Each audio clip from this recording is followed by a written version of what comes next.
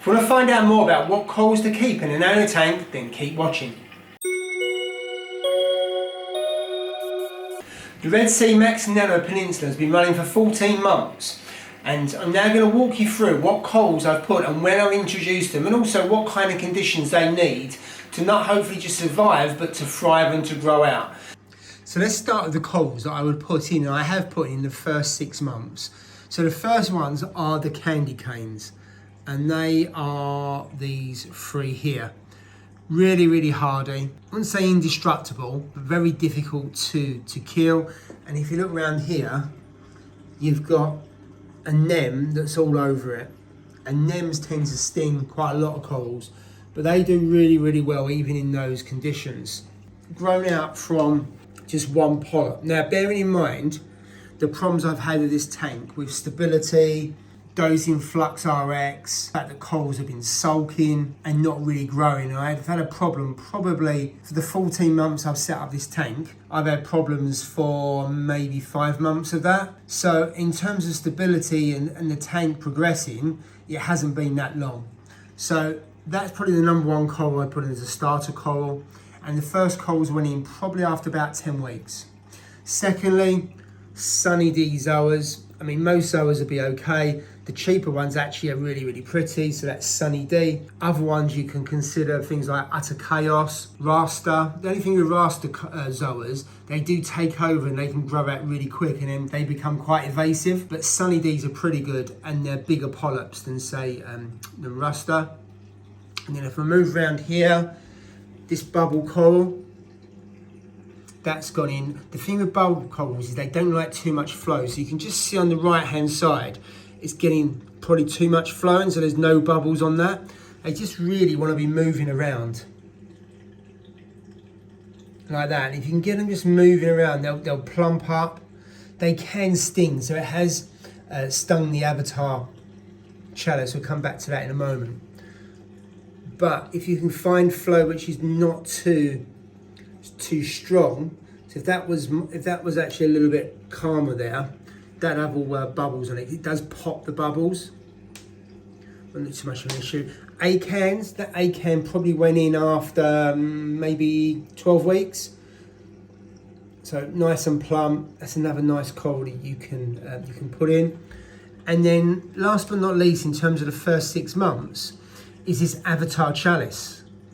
Now, chalice are not the most popular of corals, but you can get so many different colours and variations on it, and they just grow out so nice. Now that one has probably more than doubled in size since I put it in. It wasn't a small frag to begin with, but it's come from quite a large colony. And then if I move on to the 6 to 9 months, and this is when I didn't really put many corals in, I actually went for a rock nem. So there's a rock nem there, that's absolutely beautiful. So I put that in probably about month 7. And then these other anemones. Now these have struggled when I started dosing, and then they're just recovering now. So that one there is a really light green and doesn't look too happy. So that was a lot worse than that, and it's taken probably a couple of months for that to recover. These are pretty much fully recovered. And that one that's on the right hand side, that one there, it's split from, and you can see that it looks a little bit worse for wear, and that's just taken a lot longer for it to recover. But I think with nems, I wouldn't put them into anything earlier than 6 months. And certainly reading online, people do. I'm not saying you can't, I just wouldn't do it. And you want just a little bit of stability, and as I say, that's something this tank has struggled with.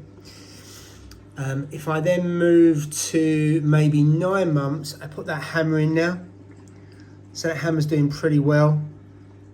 So just going back to the nems do seem to like quite a lot of flow. Those two that have perched there, absolutely love the fact. I wouldn't say they're getting battered, but not far off from the Nero 3. So that's worked quite well with them. There's another one from the kind of 0 to 6 months, a Recordia. So that's a Florida Recordia. And they're pretty hardy corals as well. You can get them in different colours. Blue, probably the more boring of all of the colours, but you get really nice orange and green. I've got a couple of those in another tank.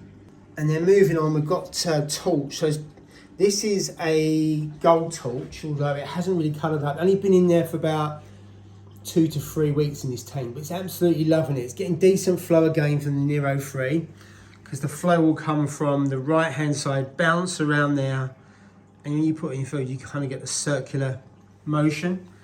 So I wouldn't be afraid to give your torches quite a bit of flow. And the one in the floating aquascape has grown massive and gets decent flow from 2 sides. And when they sway from side to side, I think that's the best kind of flow you can give them, because they'll grow out from all sides, and also it clears all the detritus and gets oxygen in between all of the pentacles. So that is a rainbow chalice, but it really struggled when I dosed the flux. And it's just recovering now. I mean, it's green, so it looks like it could be dead. The reason why I know it's not dead, because if it was dead, there'd be loads of algae growing on it. And you can just about see the eyes coming through. So that will recover, and that will be a rainbow chalice yet again. This torch here has struggled. I'm not too sure it's going to make it. It was in a different tank, and it wasn't particularly doing well there. So I thought I'd put it in here. It has recovered a little bit, but I'm not too sure if it's actually going to survive or not. But we'll see. And then the other coral, which is absolutely stunning, is this Goniopora. So Goniopora, again, getting quite some nice flow there. And looking at people that are successful with Goniopora, they seem to have decent flow. What I dose on that is about 4 millilitres per week into this tank of manganese. I use the Reef's Elements, and that seems to do the trick. And then what I've got in here, I only bought this a week ago. There's another rock nem, and it's bright pink, but of course, it's gone into the rock work there. I'm hoping it will move and come out. So overall, got a real mix of corals there, and you can see there's some real easy ones like the candy cane that put in from day one, to others that I've only recently put in. That's another one I've just put in the last 2 weeks. That's a rainbow chalice. It's lost its colour a little bit, but it's not unusual to put a chalice into a different tank and for it to lose its colour to begin with before it then colours back up. Some real hardy corals, and others that I would leave the tank for a few months before putting in, like the Goniopora. Torches, some people say how easy torches are, but I'm not convinced. They're not always. They need the right stable parameters, and I think they need quite a lot of decent flow as well. And if you just get it going from side to side, it will really work a treat. So in terms of coral care, I water change every week. Sometimes I'll do 3 or 4 litres a day, and maybe that's about 15-20 litres in a week, which is 20%. Or maybe I don't usually do more than 10% in one go, only because it makes the parameters potentially change too much.